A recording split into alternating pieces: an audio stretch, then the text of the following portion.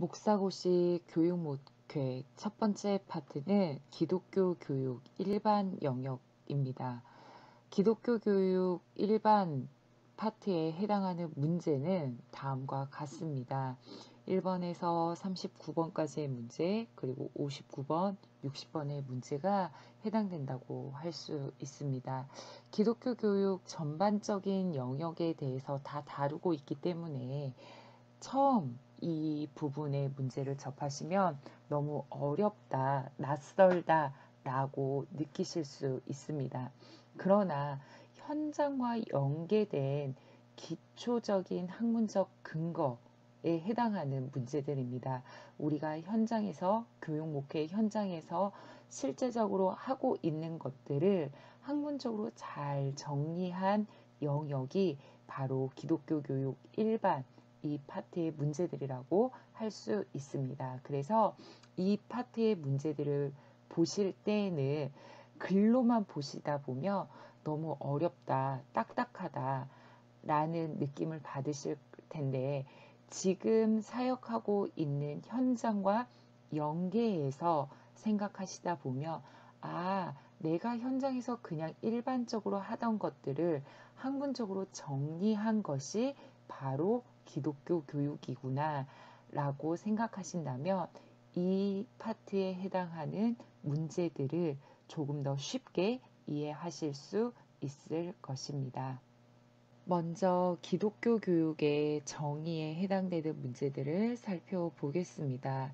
1번은 기독교 교육 명칭에 대한 문제입니다. 기독교 교육이 무엇인지 정의와 명칭을 분명하게 하는 문제이기 때문에 우리가 기본적인 것이죠. 그렇기 때문에 이 문제에 대한 대답은 잘 기억해 두는 게 좋을 것 같습니다. 기독교 교육은 접근에 따라 다양한 명칭이 있다라는 것 기억해 주시고 자신들의 입장에서 정의하면서 그 명칭을 사용한다는 것. 그래서 신앙교육, 신앙공동체 교육, 기독교 교육, 교육 목회 등의 다양한 명칭이 있다는 것을 기억하시면 되겠습니다. 10번은 1990년대 이후 기독교 교육의 흐름에 관련된 문제입니다. 이 1990년대 이후에 기독교 교육에는 네 가지의 이제 특징이 나타나기 시작하는데 첫 번째 키워드는 변혁, 두 번째는 신앙 공동체, 그리고 세 번째는 영적 발달, 그리고 네 번째는 종교 교수에 이제 관심을 가지고 기독교 교육이 연구되어져 왔다라는 것을 기억하시면서 읽어보시면 되겠습니다. 11번, 25번, 그리고 27번은 기독교 교육과 신학, 기독교 교육의 교수 방법과 성령, 그리고 기독교 교육과 예배의 관계에 대해서 묻는 문제입니다. 기독교 교육은 신학과 뗄래야 뗄 수 없는 그런 학문이죠. 그래서 기독교 교육과 신학의 관계를 어떻게 보는지 네 가지로 정리하고 있습니다. 첫 번째는 기독교 교육은 신학의 일부이다 라고 보는 관점이고요. 두 번째는 기독교 교육은 곧 신학이다 라고 보는 관점입니다. 세 번째는 기독교 교육과 신학은 아무 관계가 없다 라고 보는 거고요. 마지막은 기독교 교육과 신학은 서로 상호 영향을 주고받는 관계라는 입장입니다. 그래서 관계를 네 가지로 정리하였다는 것. 어떤 관계가 있는지 기억하시고 그 내용을 읽어보시면 되겠습니다. 25번은 성령과 교수의 관계에 대해서 정리하고 있습니다. 이 부분도 역시나 네 가지로 정리를 하고 있는데 성령 사역과 인간 사역은 성질상 다릅니다. 그리고 우리는 성령을 주체로 인정하고 겸손하게 나아가면서 우리는 그저 수단이다 라는 그 역할을 잘 감당해야 된다라는 것을 기억하시면 되겠습니다. 27번 예배와 기독교 교육의 관계도 중요한 문제죠. 왜냐하면 예배와 기독교 교육, 기독교 교육과 예배는 뗄래야 뗄 수 없기 때문입니다. 예배 참여자들에게 예배의 의미, 그리고 예배를 구성하는 요소들이 있죠. 바로 기도, 찬송, 신앙 고백, 성경 봉독, 설교, 성찬, 헌금, 뭐 이런 구성 요소의 의미를 알려주어야 한다는 것이 바로 예배와 기독교 교육의 관계라고 할 수 있습니다. 기독교 교육 환경에 관련된 문제가 2번과 3번에 있습니다.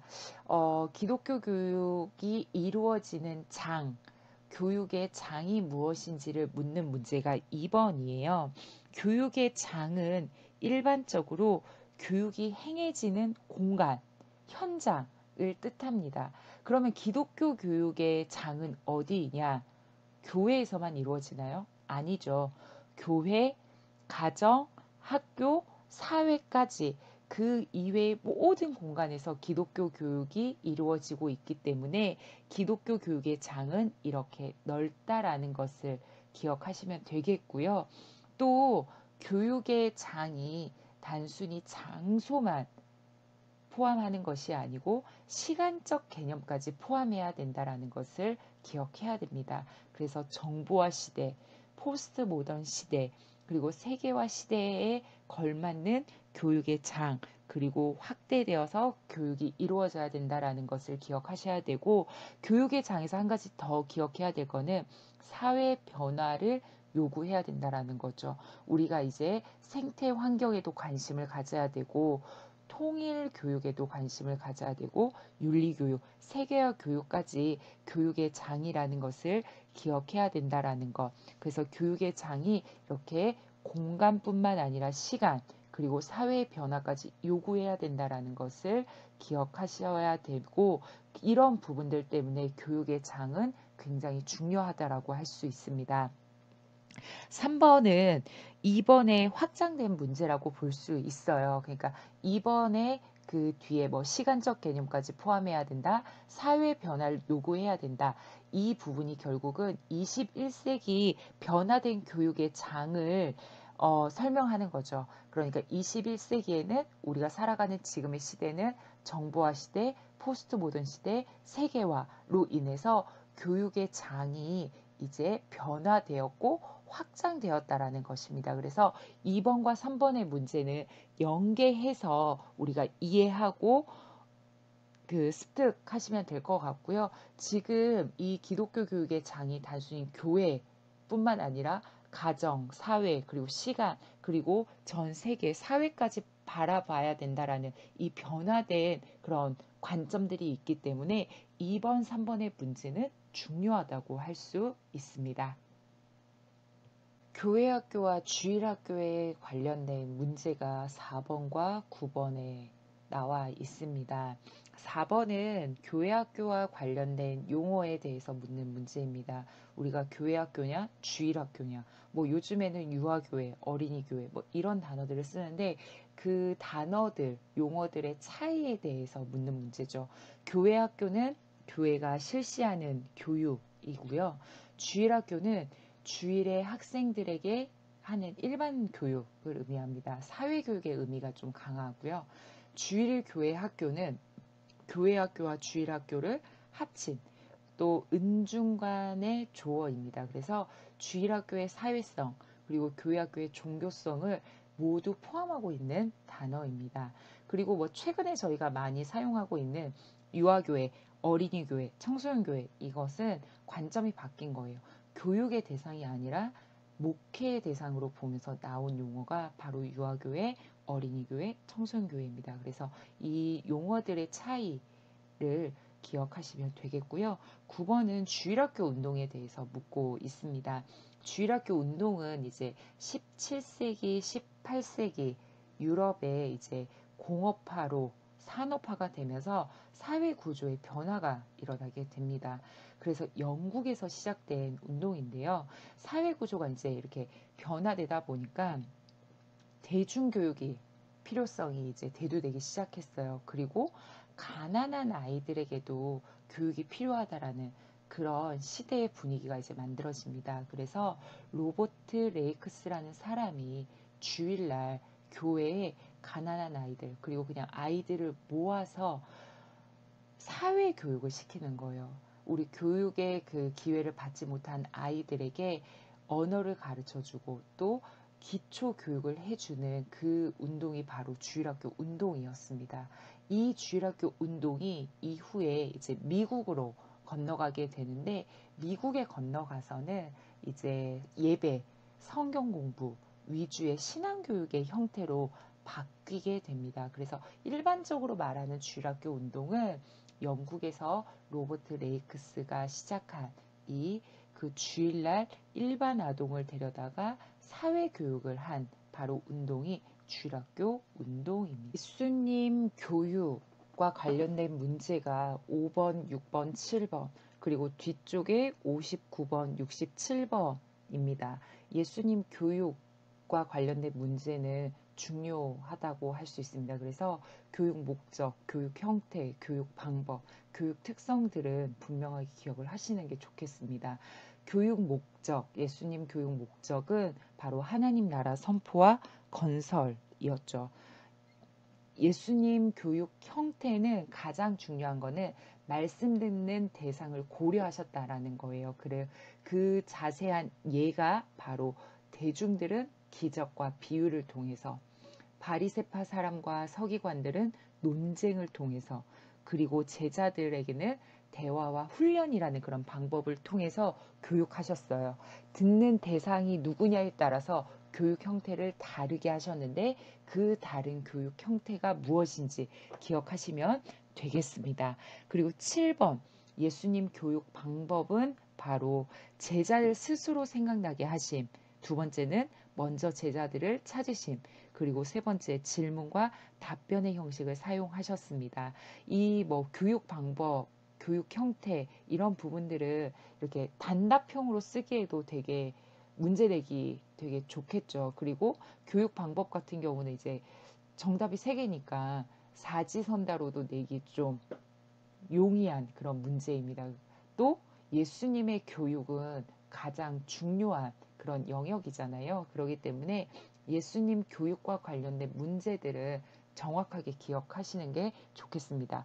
59번, 67번 역시 예수님 교육의 특성에 대해서 설명하고 있습니다. 이 부분도 한 번씩 읽어보시면서 기억하시면 되겠습니다. 초대교회 기독교 교육과 관련된 문제가 바로 8번입니다.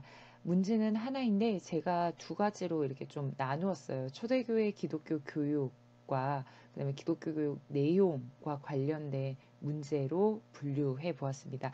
8번 하나의 문제를 8과 8-1로 이렇게 좀 나누었는데요. 초대교회 기독교 교육은 교회와 가정에서 이루어졌다라는 것. 교회에서는 말씀을 선포하고 가르쳤고 성만찬이 이루어졌습니다. 그리고 가정에서는 부모가 교사가 되어서 성서를 풀이하고 훈련시켰다라는 것이 바로 초대교회 기독교 교육이고요. 그러면 과연 이때 어떤 내용으로 교육을 하였는가?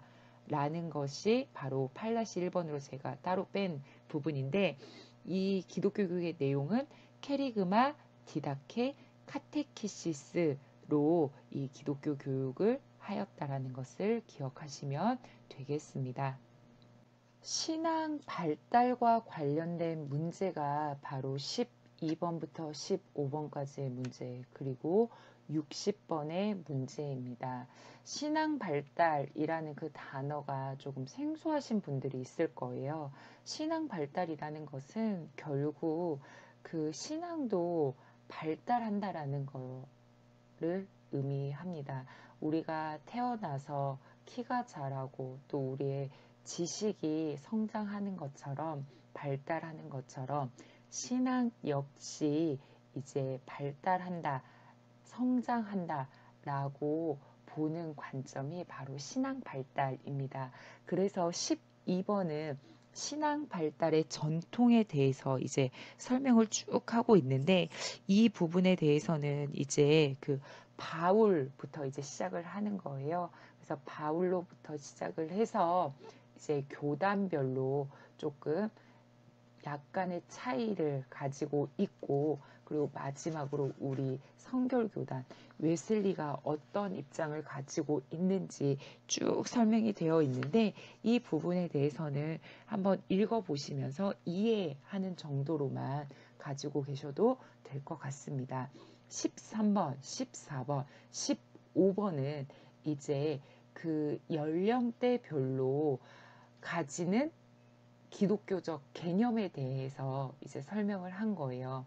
하나님의 개념을 우리 아동기 초기, 그리고 아동기 중기와 후기, 청소년기가 가지는 그 개념이 다르다는 거죠.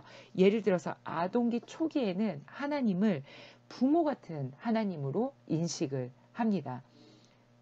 그러나 아동기 중기와 후기가 되면 이제 하나님 이미지와 부모의 이미지를 분리하기 시작을 하죠.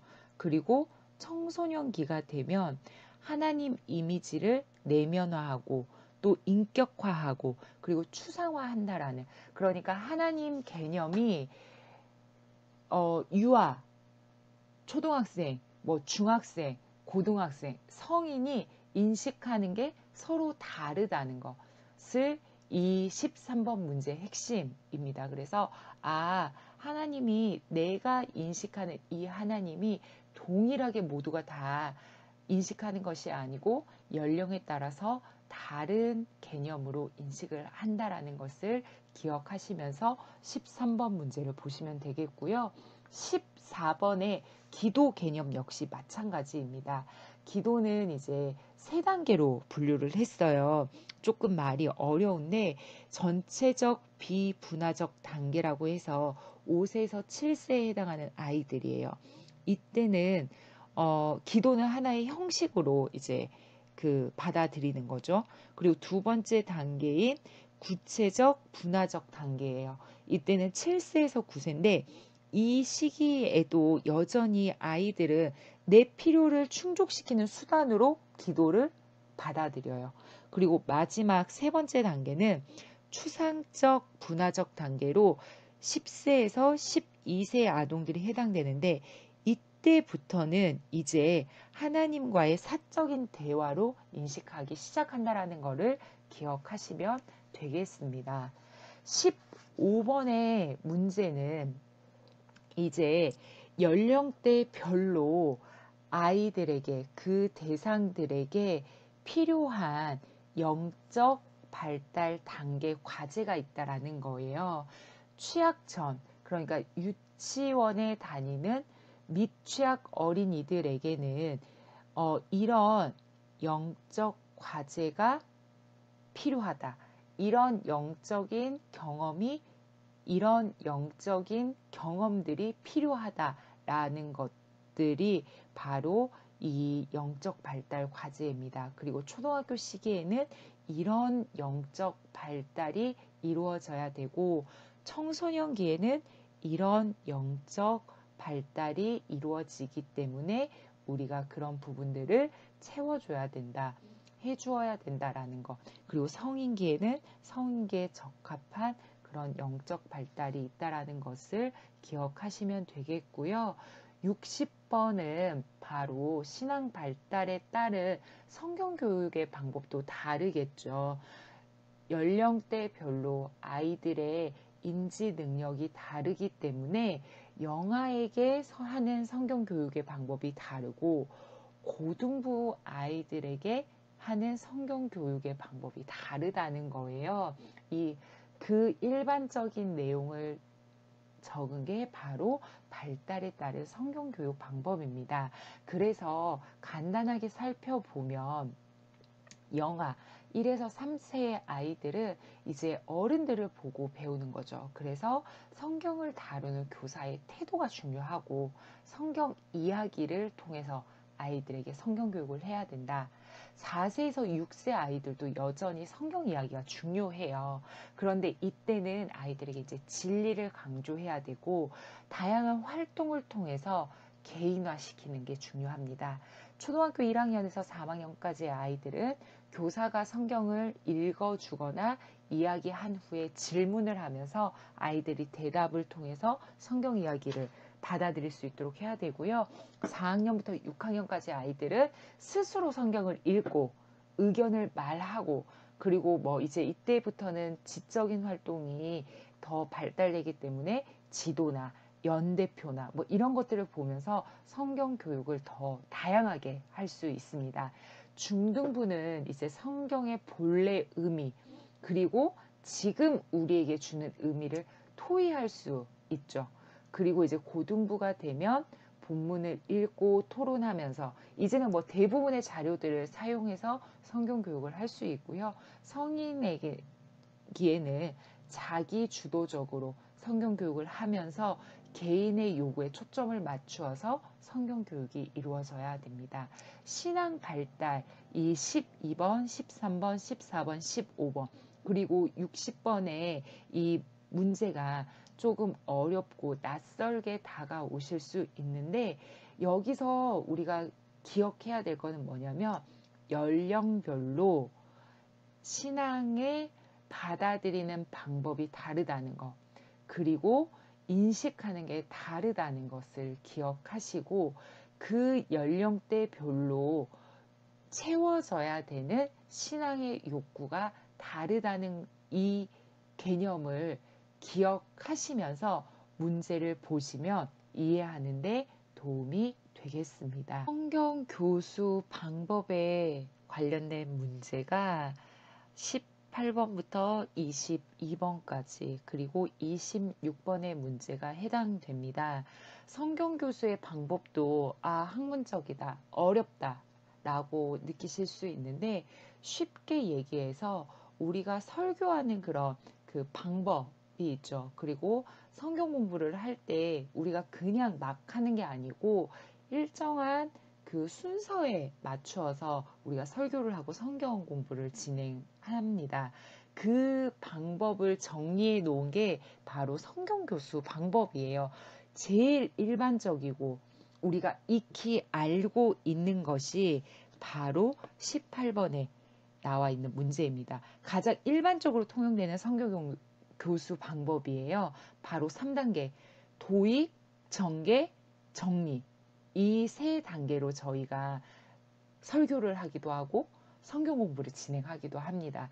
그래서 이 도입, 전개, 정리라는 이 기본적인 틀을 학자들에 따라서 어떤 사람은 4단계로, 어떤 사람은 5단계로, 또 어떤 사람은 그냥 이 3단계를 하되 명칭을 조금 바꿔서 정리한 방법들이 바로 18번부터 22번, 26번에 해당되는 문제입니다. 그래서 기본적으로 도입, 전개, 정리를 어떤 사람은 조금 더 확장했고 어떤 사람은 이 명칭을 조금 바꿨구나 라고 생각하시면서 이 18번부터 22번, 26번의 문제를 살펴보시면 되겠고요.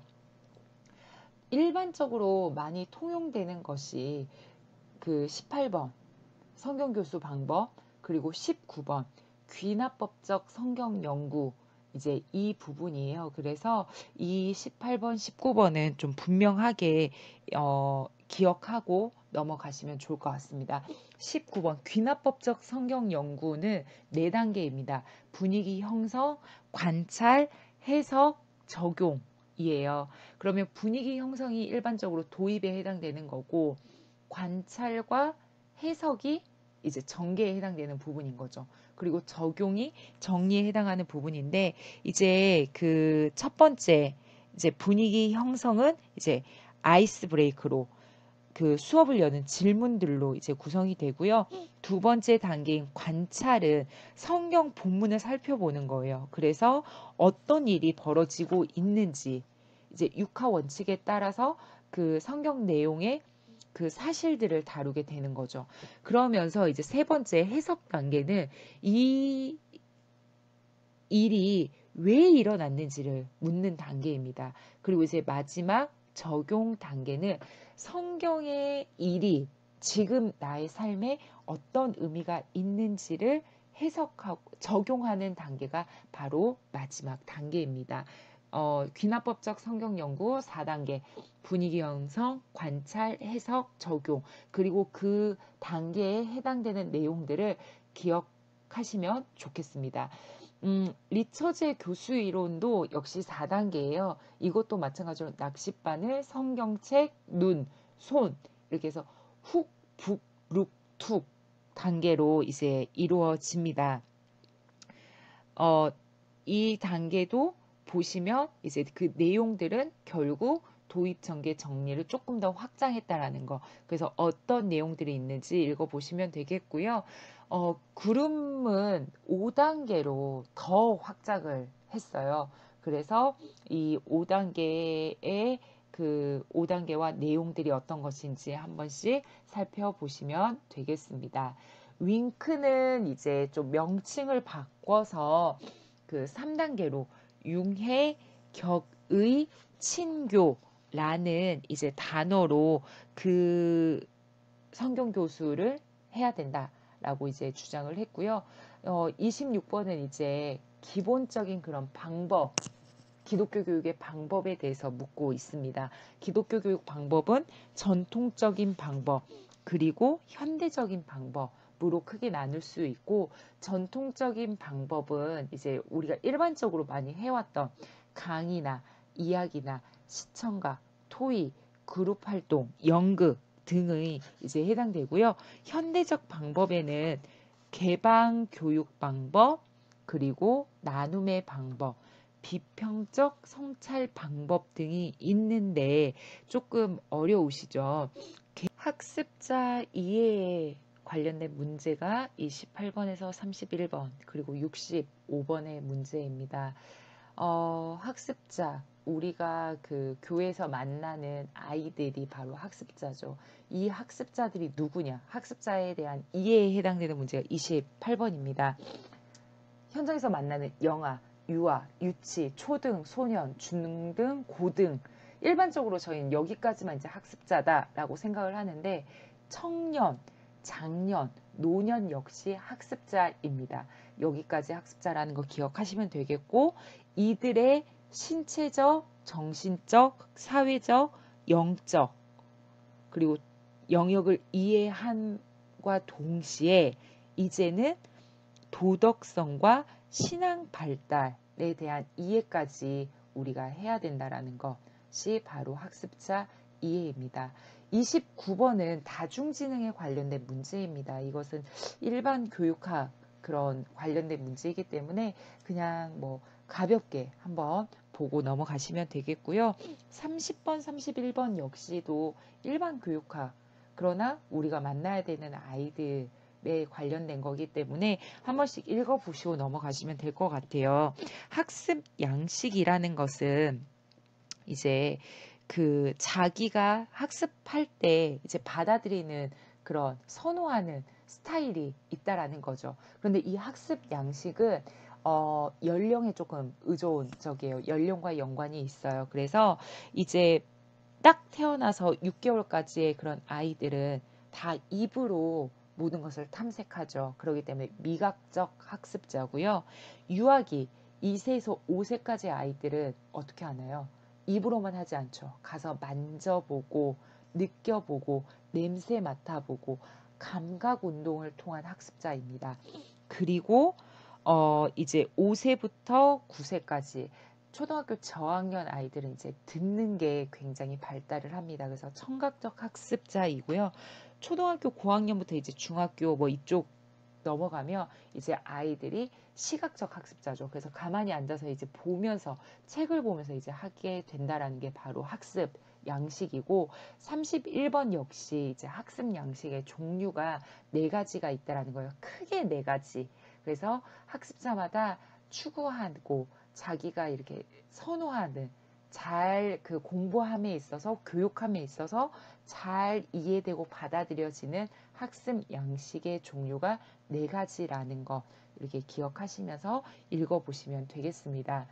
65번은 글쎄요 신세대 특징 요즘에 이런 단어를 쓰는지는 모르겠지만 아마 그 신세대 특징을 다시 말하면 지금 우리가 교회에서 만나는 아이들의 특징, 학습자의 특징, 분명히 지금 다른 학습자이잖아요. 특징이.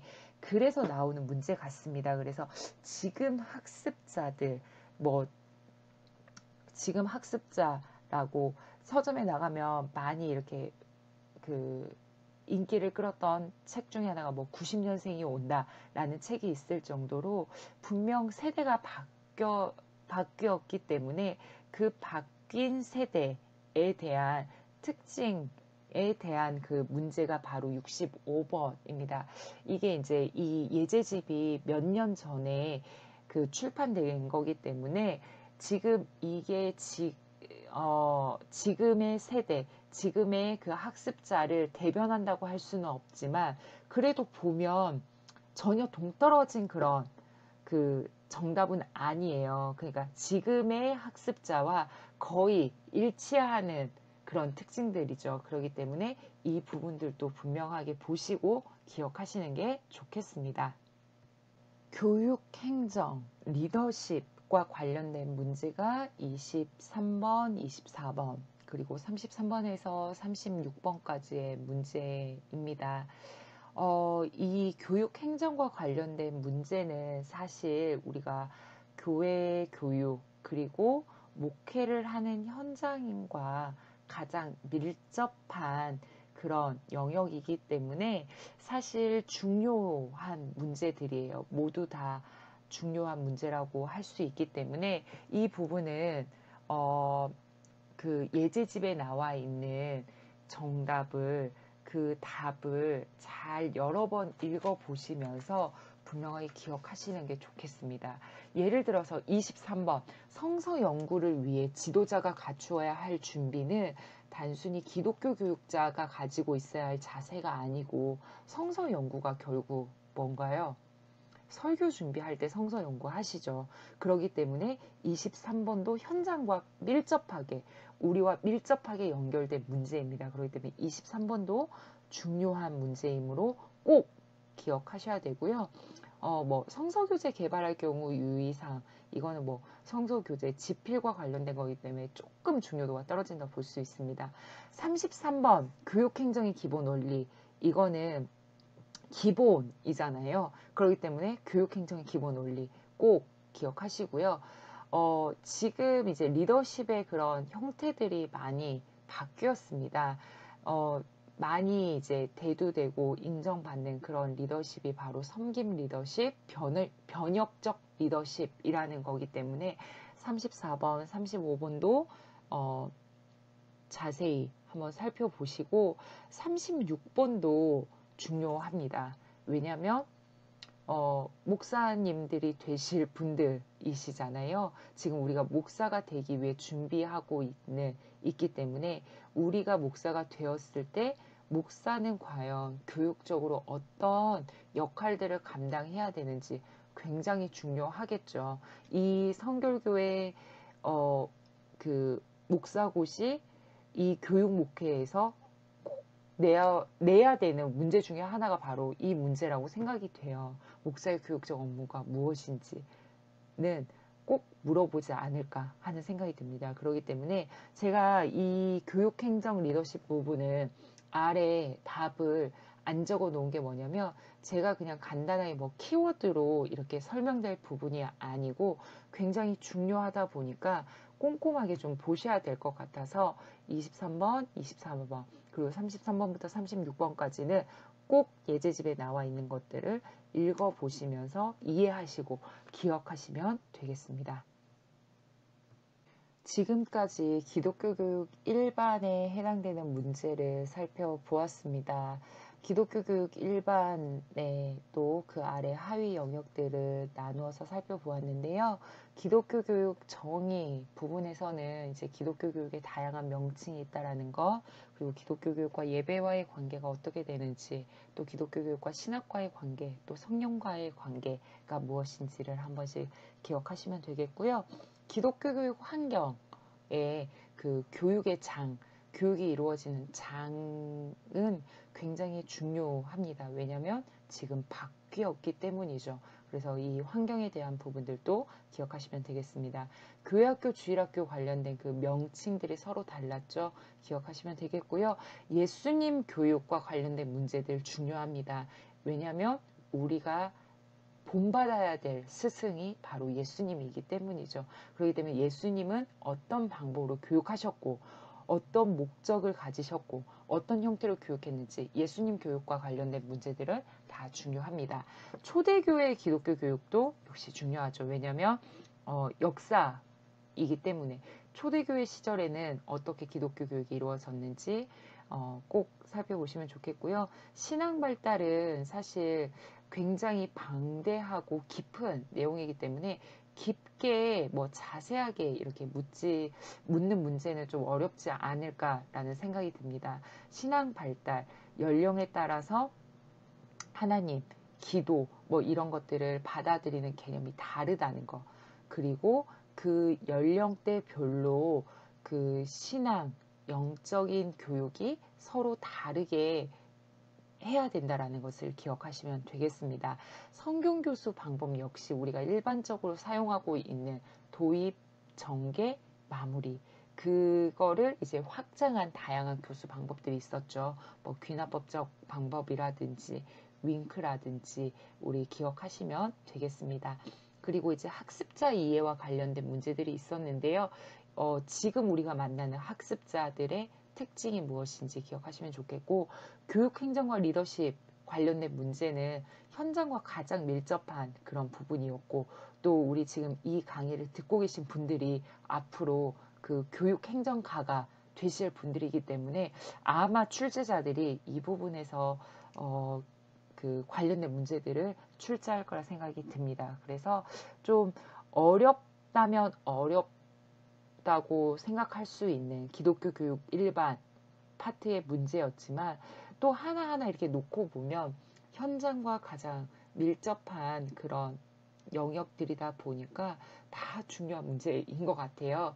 그러더라도 좀 어렵고 낯설시더라도 한번 내 현장과 연계하셔서 그 문제들을 다시 한번 살펴보시면서 정리하시면 좋겠습니다. 첫 번째, 기독교 교육 일반 관련된 강의를 마치도록 하겠습니다. 감사합니다.